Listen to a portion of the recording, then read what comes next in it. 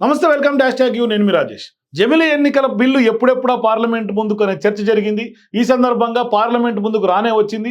నిజానికి సోమవారం 2 బిల్లులు ప్రవేశపెడతామని అందరూ భావించారు. కానీ ఒకవైపు పెద్ద ఎత్తున ప్రతిపక్షాల నుంచి అభ్యంతరాలు రావడంతో కొంత దానికి బ్రేకులు పడ్డాయి. కానీ ఇప్పుడైతే మాత్రం తాజాగా పెద్ద ఎత్తున రాజ్యాంగ సవరణతో పాటుగా కీలకమైనటువంటి జమిలీ బిల్లుకు బీజేపీ మద్దతుగా సాగుతుంది. మరోవైపు రాజ్యసభలో రాజ్యాంగపరమైనటువంటి చర్చ నేపథ్యంలో బిల్లు రేపటికి వాయిదా పడింది.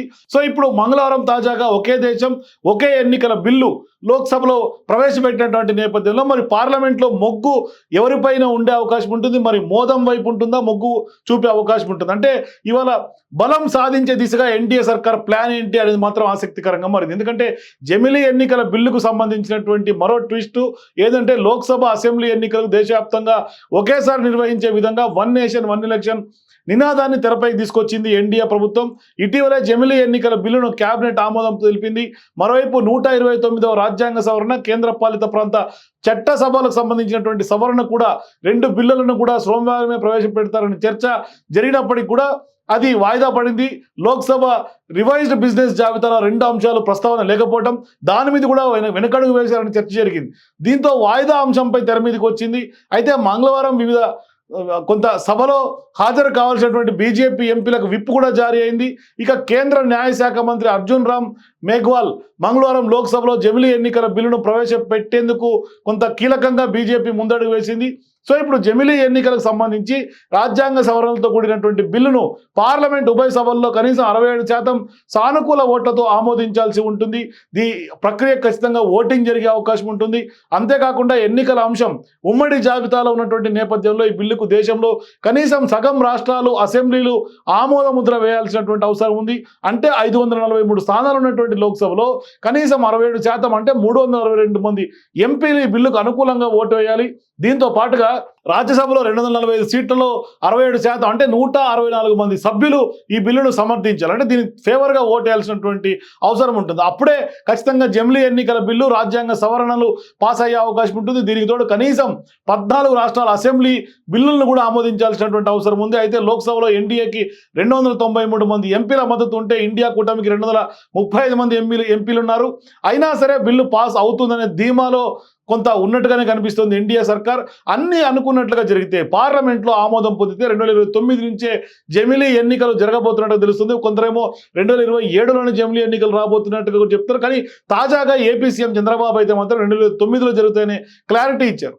సో ఇప్పుడు జమిలీ ఎన్నికల బిల్లు ప్రవేశపెట్టే వేళ స్పష్టంగా అయింది. పార్లమెంట్లో వాడి వేడి చర్చకు కొంత అవకాశం దొరికే అవకాశం ఉంది. నిజానికి ఇదేమి కొత్త కాదు. 52-67లో కూడా లోక్సభ అసెంబ్లీ ఎన్నికల్లో ఒకేసారి నిర్వహించినటువంటి చరిత్ర ఉంది.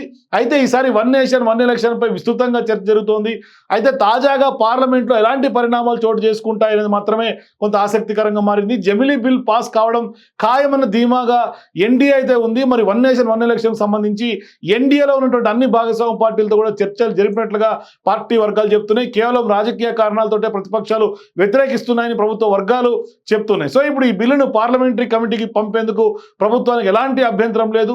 ఇప్పుడు ఒకే దేశం ఒకేసారిలో ఎన్నికలు బిల్లు అయితే మాత్రం దాని లక్ష్యంగానే దాని పేరుతోనే ప్రతిబింబిస్తోంది. ఈ బిల్లు ద్వారా దేశవ్యాప్తంగా అసెంబ్లీ లోక్సభ ఎన్నికలు ఒకేసారి నిర్వహించాలని ఎన్డీఏ ప్రభుత్వం సీరియస్గానే దాని మీద దృష్టి సారించినటువంటి పరిస్థితి కనిపిస్తుంది. సీరియస్గా ఫోకస్ చేస్తుంది. అంటే దీని వెనకాల పెద్ద లబ్ధి కూడా బీజేపీకి ఉన్నట్టుగా చెప్పుకోవచ్చు.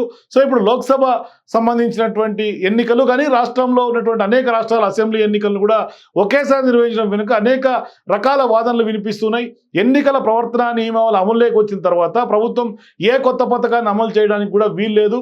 ప్రవర్తన నియమావళి సమయంలో కొత్త ప్రాజెక్టులు, కొత్త ఉద్యోగాలు, కొత్త విధానాలను ప్రకటించారు. సో ఇప్పుడు ఇదే అభివృద్ధి పనులపై ప్రభావం చూపుతుందనే అంశం మీద దేశ అభివృద్ధిలో అడ్డంకులు ఎదుర్కోవాల్సినటువంటి ఆవశ్యకత ఉందనేది బీజేపీ యొక్క వాదన. ప్రతిరోజు దేశంలో వనరులు ఖర్చు చేయడం జరుగుతోంది ఎన్నికల కారణంగా. దీంతో పాటుగా ప్రభుత్వ ఉద్యోగులకు కొంత రికరింగ్ ఎలక్షన్ డ్యూటీ నుంచి కూడా విముక్తి లభిస్తుందంటూ కూడా చెప్తున్నారు. సెక్యూరిటీ ఆర్మ్డ్ ఫోర్సెస్ కూడా ఎన్నికల్లో భద్రతకు సంబంధించినటువంటి ఎప్పుడు నిత్యం ఎన్నికల డ్యూటీ ఉంటుందనేది కూడా బీజేపీ వాదన. కానీ భారతదేశంలో 1967వ సంవత్సరం వరకు లోక్సభలో అట్లాగే రాష్ట్ర ఆ రాష్ట్రాల్లో ఉన్నటువంటి అసెంబ్లీలకు ఒకేసారి ఎన్నికలు జరిగినటువంటి సందర్భాలు ఉన్నాయి. 1947లో స్వతంత్రం వచ్చిన తర్వాత కొత్త రాజ్యాంగం ప్రకారం దేశంలో మొదటి సాధారణ ఎన్నికలు 52వ సంవత్సరంలో జరిగాయి. ఆ తర్వాత రాష్ట్ర అసెంబ్లీలకు కూడా ఏకకాలంలో ఎన్నికలు జరిగాయి. అయితే 1957 ఎన్నికల తర్వాత కేంద్ర ప్రభుత్వం అక్కడ రాష్ట్రపతి పాలన విధించినందుకు 1957లో కేరళలో వామపక్ష ప్రభుత్వం ఏర్పడటంతో పాటుగా ప్రత్యేక ఎన్నికల ధోరణికి బ్రేక్ పడిందని చెప్పాలి. ఇక 1960లో కేరళలో మళ్ళీ ఎన్నికలు జరిగాయి. అయితే ఒకే దేశం ఒకే ఎన్నికలు అంటూ కూడా పలు రాష్ట్రాల్లో అసెంబ్లీలను ముందస్తుగా రద్దు చేస్తారన్న కొంత విపక్షాల ఆందోళనలు కూడా ఓవైపు వ్యక్తం చేస్తున్నాయి. మరోవైపు పార్లమెంట్లో ఈ బిల్లు ప్రవేశపెట్టేటువంటి నేపథ్యంలో పార్లమెంట్లో one nation one election bill కొంత ఎన్డీఏకు మద్దతు ఉన్నప్పటికీ కూడా మరి చర్చల్లో ఇప్పటికే కాంగ్రెస్ పార్టీ తీవ్రంగా పరిగణిస్తోంది. కాంగ్రెస్ పార్టీతో పాటుగా ఇండియా కూటమి పార్టీలు అన్నీ వ్యతిరేకిస్తున్నాయి. ఇట్లాంటి సందర్భాల్లో మరి బిల్లు ఏమవుతుంది, ఓటింగ్ సందర్భంగా మరి మోడీ నెగ్గుతారా? ఎందుకంటే జాతీయ స్థాయిలో పూర్తి స్థాయిలో కాషాయమయం చేయాలి భారతదేశాన్ని అనే ఒక లక్ష్యంతో నరేంద్ర మోదీ ఈ వ్యవహారంలో వన్ నేషన్ వన్ ఎలక్షన్ తీసుకొస్తే దీని వెనుక హిడెన్ ఎజెండా ఉంది అనేది కాంగ్రెస్ పార్టీ యొక్క ఆరోపణ. చూడాలి. మొత్తం మీద పార్లమెంట్ ముందుకు బిల్లు వచ్చినటువంటి నేపథ్యంలో వాడి వేడిగా సభ జరిగే అవకాశం ఉంటుంది. మరోవైపు స్పష్టంగా మద్దతు 67% మద్దతు ఖచ్చితంగా ఎన్డీఏకి ఉండాల్సినటువంటి అవసరం ఉంది. అప్పుడే one nation one election bill parliament నుంచి గ్రీన్ సిగ్నల్ వచ్చే అవకాశం దొరుకుతుంది. For more videos please watch #.